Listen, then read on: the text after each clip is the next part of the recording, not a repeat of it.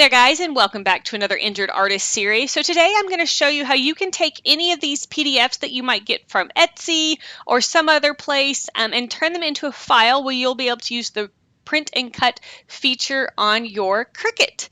We're going to use a couple of programs, one being Canva, and we're going to use the flyer size because that's the 8.5 by 11.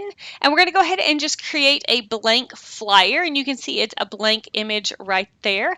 And I'm going to go over to my uploads, and what I have right here is actually a PNG file or a PDF file, depending on kind of where you get it from. You might have different file types, but what we need to do for that scan and cut feature is we need to get rid of all of the white background. So I'm going to put my image on there, and then I'm going to go up to edit image, and I'm going to click that button that says background remover, and you can see it's going to get a little blinky blink, and then it's going to look like it did absolutely nothing. But what we need to do is we're going to go in there and hit restore, and what that's going to do is that's going to show us all of this little checkerboard in the background is our invisible spots, and sometimes background movers get weird. So we're going to go in with that restore tool, and sometimes it will kind of gut out places that are white, thinking it's the white background.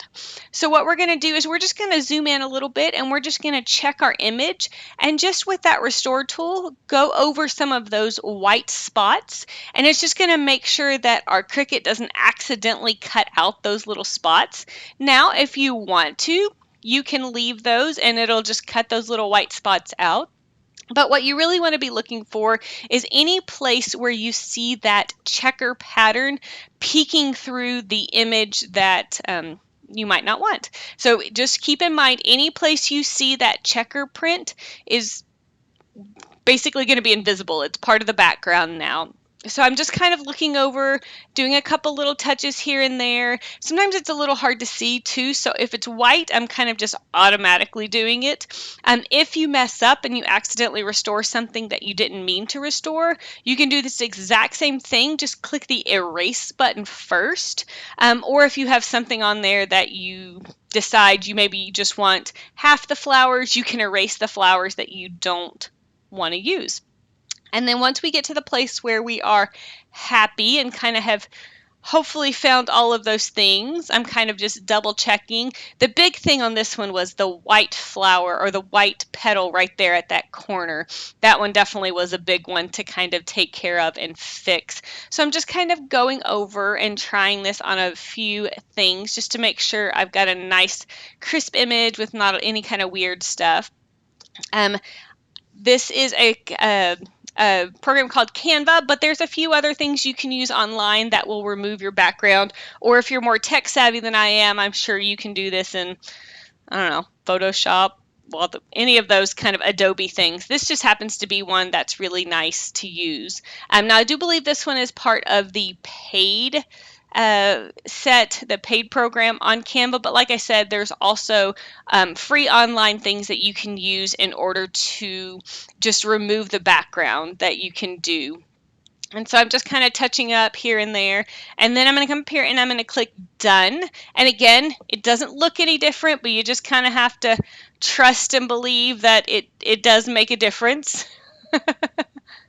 And then I'm going to go up here and I'm just going to write the name and what kind of flower, what kind of thing it is. And then I want to make sure that I know that I've already made it a transparent background just to be on the safe side.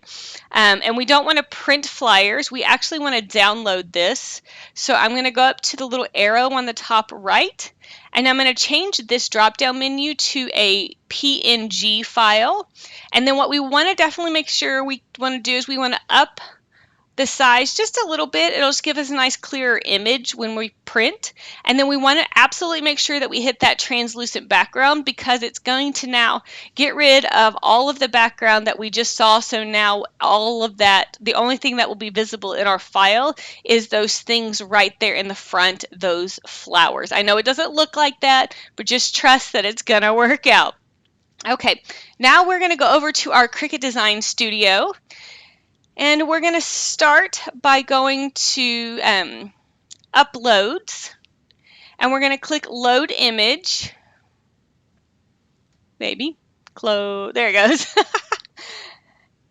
And then we're going to go into our file and we're going to find the file that we just did with the transparent background and we're going to hit open. And it's kind of a larger file, so it's taking a minute. And I'm going to go with the complex because we are doing the scan and cut feature and there's some really intricate cuts that it's going to have to do. And this is our image that we're looking at to cut. It starts out ginormous, so we're just going to back it on up a little bit. And this is a good place just to make sure that you didn't forget anything that you meant to erase. And there's a little eraser over on the side that you can use. You can adjust to kind of what you want to fix.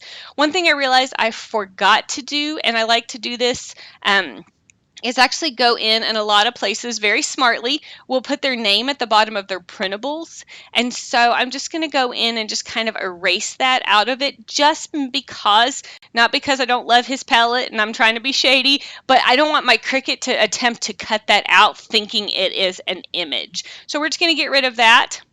You can also crop here if you want to make some other changes and that kind of stuff. So this is a good place to make those last minute changes before we save our file. And once we've gotten it to a place we're happy with, we're going to hit continue. And then here's where it gives you the options and you have to choose correctly. If we were just cutting it out, we would use the stuff on the left. We basically would get a shadow of all of those images.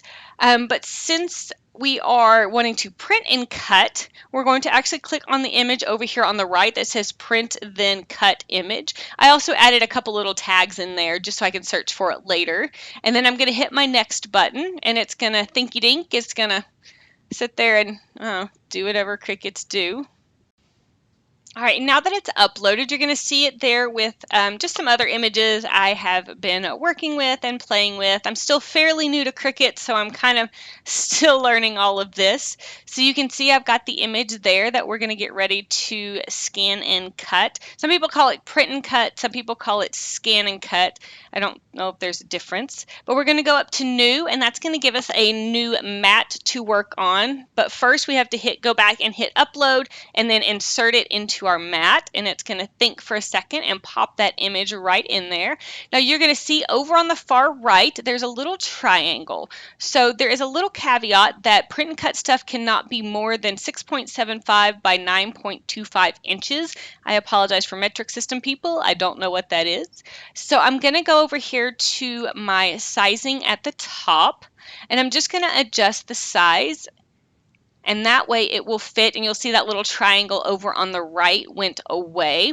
It's just for whatever reason, I don't really know why, but that's just the size max it could be. So then of course we're going to hit our make it, and it's going to say, hey, go ahead and put your image on your mat exactly like this. This is super important, and those black lines you're going to see are actually going to be printed. And we're going to hit continue, and what we're going to do is we're going to send this to our printer first, and it's actually going to print our image with that black box around it, and that black box is going to be those guiding lines for the scanning function on the Cricut. And you can see it's thinking, it's thinking, it's thinking. And one thing to make note of, if you don't have a printer, you'll see over on the right it says I've already printed. So you can actually save this as a PDF, and then not a regular PDF. You have to save it from the Cricut file. And then that way you can print it somewhere else if by chance you don't have a printer or you've run out of ink or whatever the situation is. So you can pre-print these to use later. So it looks like it is finally done thinking and connecting with my printer. Or I'd forgotten to hit the button that needed to be done. So there you go. So here is the printer setup that's going to come up. Few things to keep note of. Right here is the biggest thing where it says add blend. What that's going to do if that is toggled on, it's going to give your image a little bit of a blurred extended edge so that you don't have white space around it. If you prefer white space, make sure that's toggled off and then you'll get that white edge. I tend to like the image exactly like it is with no white space. And then also make sure you hit that Use System Dialog button. What that's going to do is it's actually going to bring up an additional dialog box for us so that you can go in and make any changes that you might have. So you're going to see here is your dialog box that's popped up. And this is where you're going to go in and make any changes under the preference. If you want fast cut or fast print, black and white, high quality, all that kind of stuff, that's where you kind of go in and make those changes based off your printing needs. It's also where you go in and change your paper type. If you're using like a photo paper or a matte paper, I happen to be using a printable vinyl, which I'm still kind of figuring out what the best one to work with is. So forgive me if the quality on this print isn't super great. So then I'm just going to go ahead and hit print, and it's going to think, and it's going to send it to my printer. And there is our printed images. And I'm going to go ahead and get my mat out. And super important, your image needs to be orientated on your mat the same way it was orientated in your Cricut Design Studio, because if you flip it, it's basically going to cut it upside down. So we don't want to do that. So always make sure it's oriented the same way as you designed it in your studio. I'm going to go with just a printable white sticker paper, and I always like to hit the more, especially since I'm dealing with a printable vinyl and not a regular sticker paper. It's not a lot thicker, but enough that it does make a difference. And right now I'm loading my mat into my Cricut like normal, and then hitting the continue button. And you can see here that actually it's currently scanning it, and then it's going to think and figure out where all the pieces are based on what it looked like in Design Studio. And that's what those black lines around it are. It's basically mapping out based on how far the cutting points are from those black lines that are around it. That's why it's super important that when you put it on your mat, it's orientated the same way and positioned the same way as it was in Design Studio when you put it in there. I think that's why they do this really great picture. So it needs to look exactly like this for us to cut it correctly. So it is currently thinking, and now it's going to actually start the cutting process. And we're not going to sit here and watch all of that. So let's skip to the next part. So as you can see, it's just printing around my images just like it said it would in our Design Studio. And it did its scan, now it's thinking, it's doing a little cutty cut. And here is our finished stickers. Again, I know they don't look that different. Here's a little tip for if you're taking something off your mat. Rather than peeling the paper up and risking curling it, put your paper side down and actually bend the mat, because since it's thicker, it's going to resist curling up like a paper would. So keep that in mind and use that little tip so you don't end up with things kind of rolled up. And the last thing to do is just test out our stickers and play with them.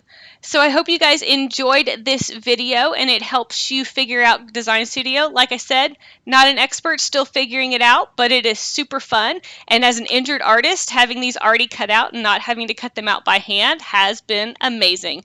Thanks for stopping by, and I'll see you guys next time.